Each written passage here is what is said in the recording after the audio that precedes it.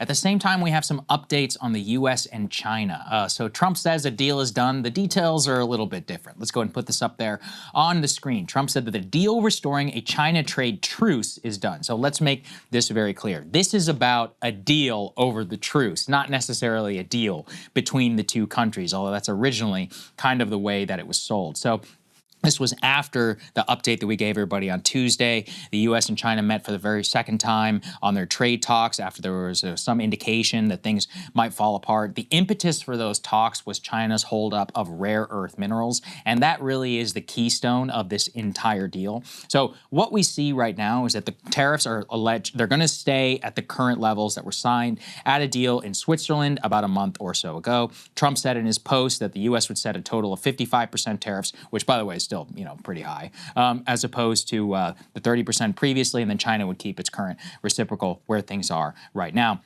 However, what we see right now is that the framework would, quote, restore the pact they agreed to in Switzerland, but increase and freeze for 6 months the speed up of these rare earth minerals coming to the United States. One of the reasons why the administration was so desperate to get that rare earth mineral pipeline back to U.S. production is that we're so wholly reliant on it. We did a thing yesterday about this mineral samarium, which the U.S. military needs for fighter jets and was cut off overnight on China. There were several others they covered here. They have a 100% capacity. I mean, what's annoying about the term rare earth is it's not rare. It's about refining capacity. That's really what it's all about. It's not even necessarily where they're from. It's about the ability to refine it and to make it, usable in production. So can we put the next, please, part on the screen? This is the most important part, and we flagged at the time.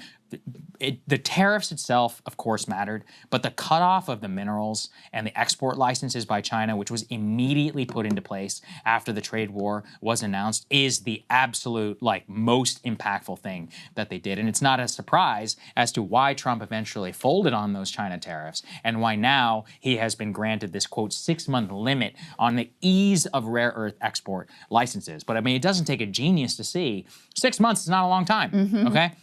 6 months is basically like a hovering guillotine over the U.S. economy, the U.S. production for so many different critical things that basically makes it so that they have an incredible amount of leverage at this time. And this is part of the problem over the lack of planning. And I would fold in the Build Back Better, or sorry, not Build Back, the Big Beautiful Bill into this, is there is not really 1 ounce of serious investment to make sure that we're refining, these minerals here, or to pump billions into production. I mean, if anything, the criticism of the IRA that it was all green energy, and I'm like, look, fine, then pump it into whatever, for industrialization and all these other plants and things that we want to be able to compete or at least have autonomy from the Chinese here. But instead, it's really the opposite. I mean, effectively, what they're saying here within these bills is they're not only not investing, but the tariff negotiations are actually ones where it seems to actually just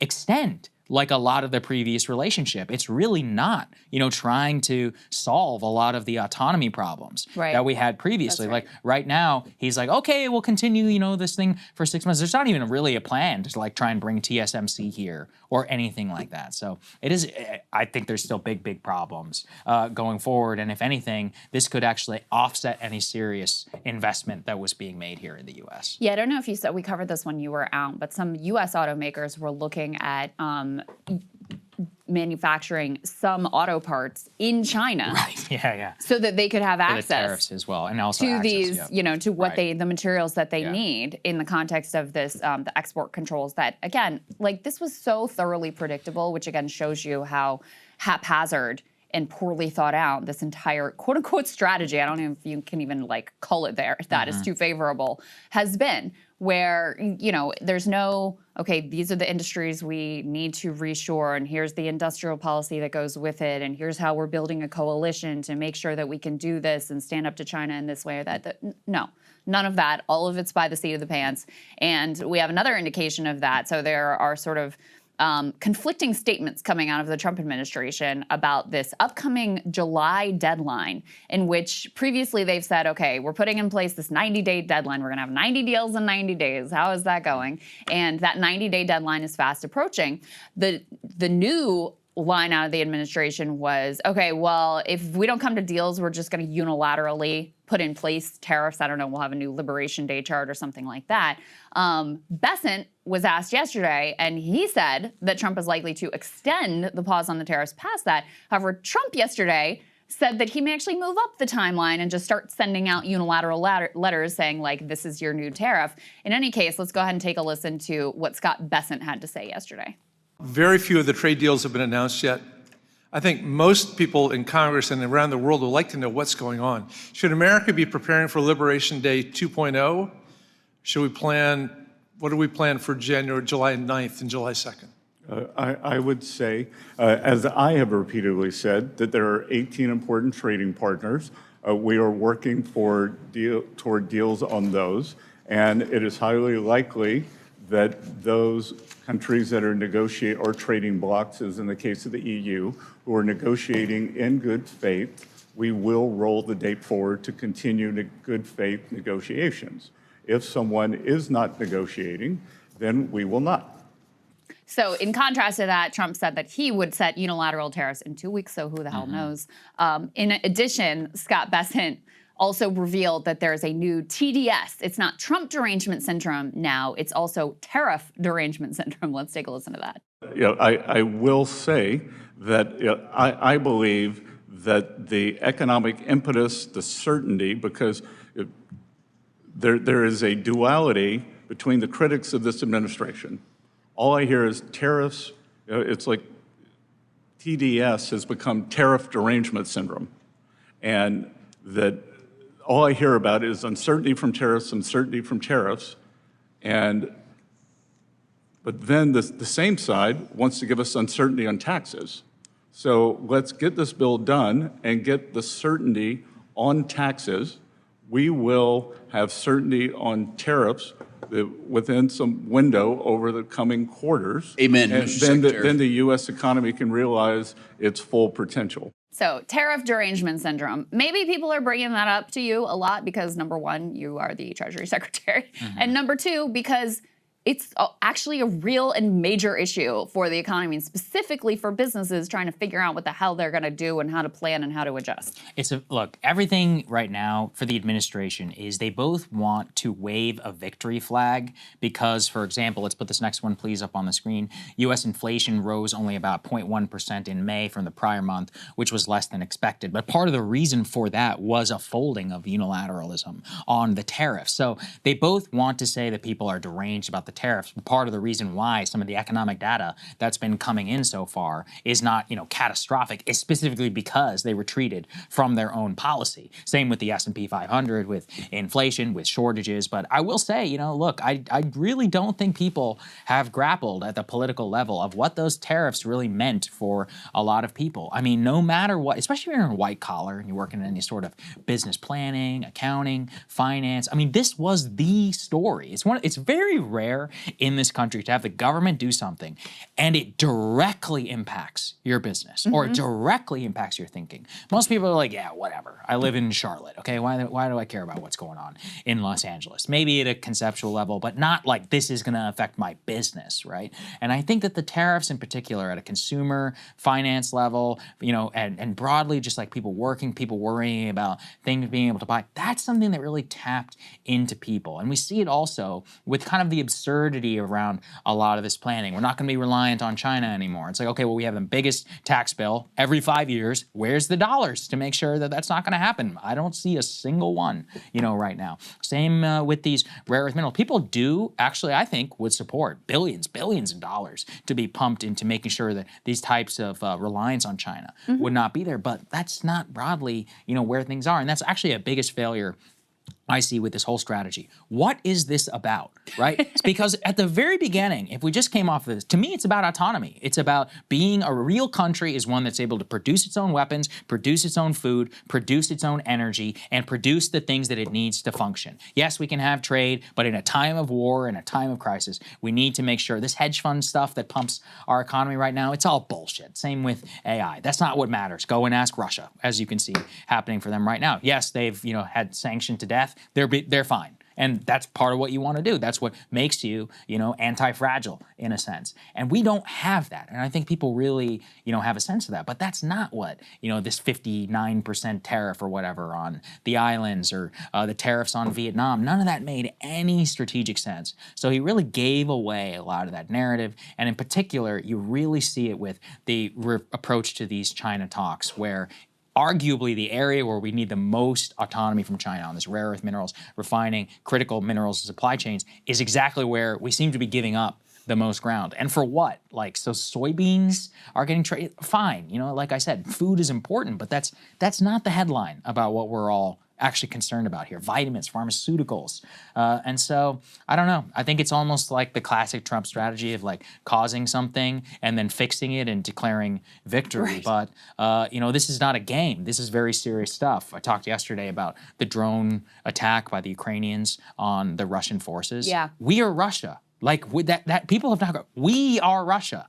We are the over-invested superpower with this massive infrastructure, empire across the world, with the ultra-exclusive guided missile destroyers and bombers and all that. The Houthis are able to withstand it.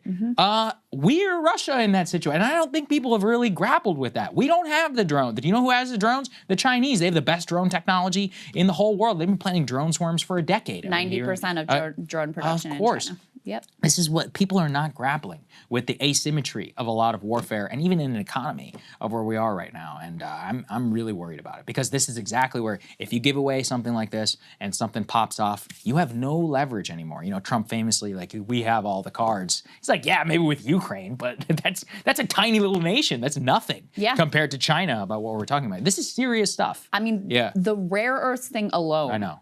was enough to bring the Trump administration to their knees. Yeah.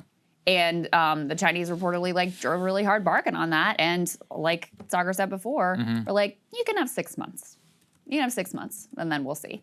I think broadly, part of what was so damaging to Trump about the Liberation Day tariffs was it really was kind of an emperor has no clothes moment. Right. He's always been very strong politically on the economy. I think that is the number one reason he got reelected, is because people felt like, when I think back to the first Trump administration, I think I was doing a little better economically. And there's all this, decades of mythology about Trump the great businessman and Trump the deal maker and all these sorts of things.